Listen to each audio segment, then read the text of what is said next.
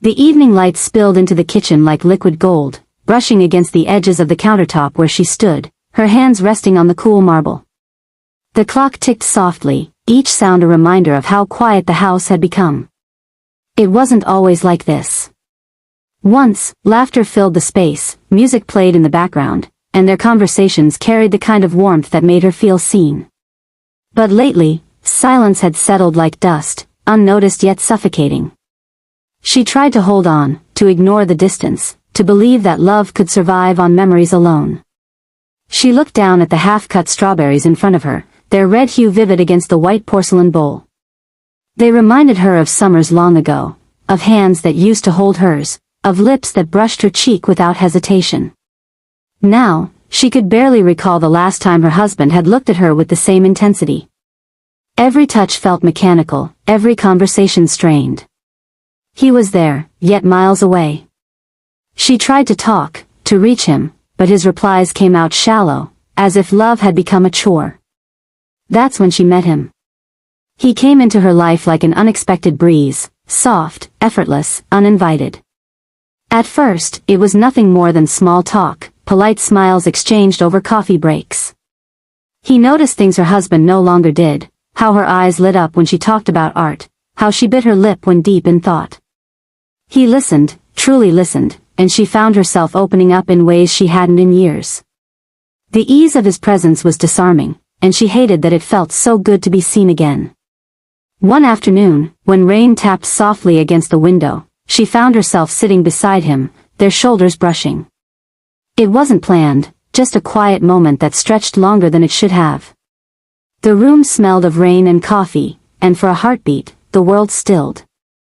She could hear her own breath, shallow and unsteady. His eyes met hers, and there was no need for words. It wasn't desire that stirred inside her at first, it was recognition.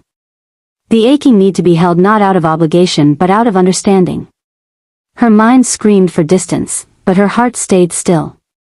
Every inch between them felt charged, every second louder than the rain outside. He reached out, hesitated, then tucked a loose strand of hair behind her ear. That simple touch, gentle, almost reverent, made her forget how to breathe. She didn't know whether to move away or lean closer. The moment felt fragile, dangerous, yet painfully alive. The air around them thickened, every heartbeat echoing louder than the patter of rain outside. She could feel the warmth of his hand still lingering against her skin, a faint trace of touch that burned deeper than she wanted to admit. Her chest rose and fell in uneven rhythm, caught between reason and a longing that had been buried for far too long. She turned her head slightly, her eyes finding his again, and for a fleeting second, she saw something there that terrified her, gentleness, wrapped in desire. It wasn't wild or reckless, it was careful, patient, like he understood the fragility of what stood between them. He didn't move closer right away. Instead, he sat there, studying her expression as though waiting for permission that neither of them could give. The sound of her own pulse filled her ears. She wanted to speak, to break the silence before it consumed her, but no words came out. Instead, she watched as he exhaled slowly, his hand trembling slightly as it brushed the back of hers. That single gesture unraveled something inside her, a dam of restraint giving way to emotion she could no longer hide.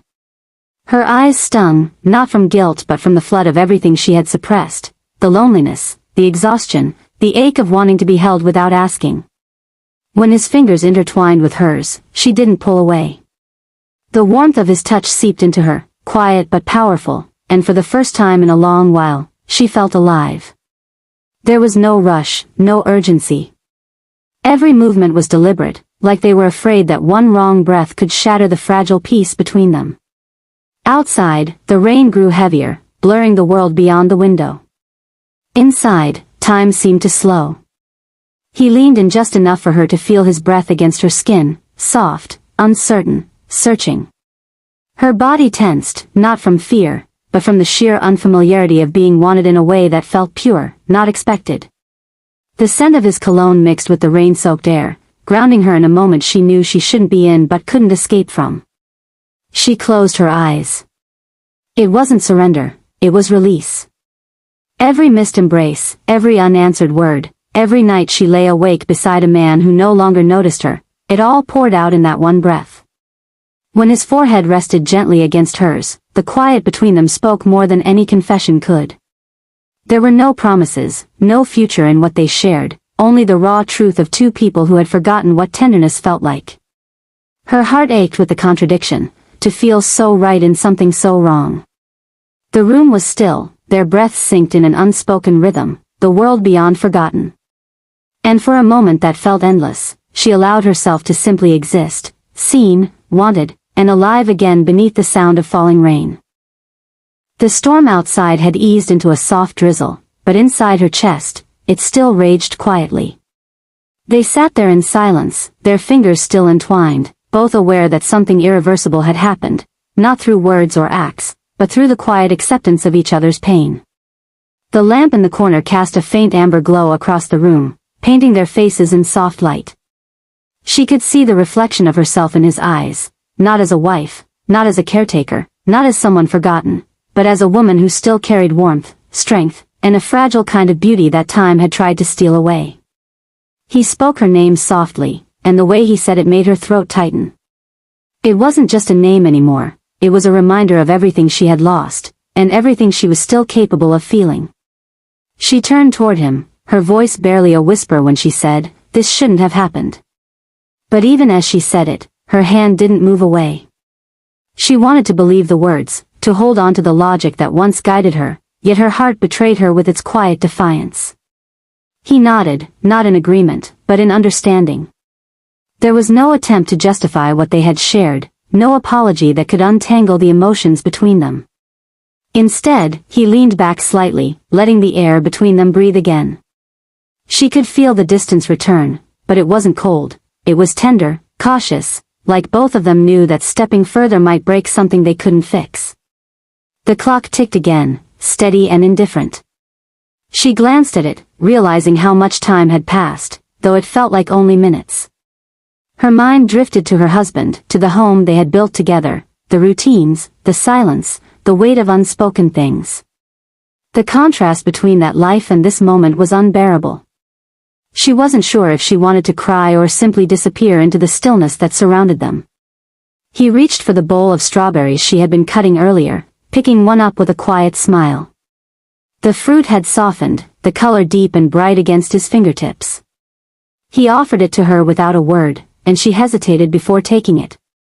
The sweetness melted on her tongue, filling her senses with something that felt almost symbolic, a fleeting taste of what life used to be when love was simple, when hearts weren't tangled in duty and disappointment.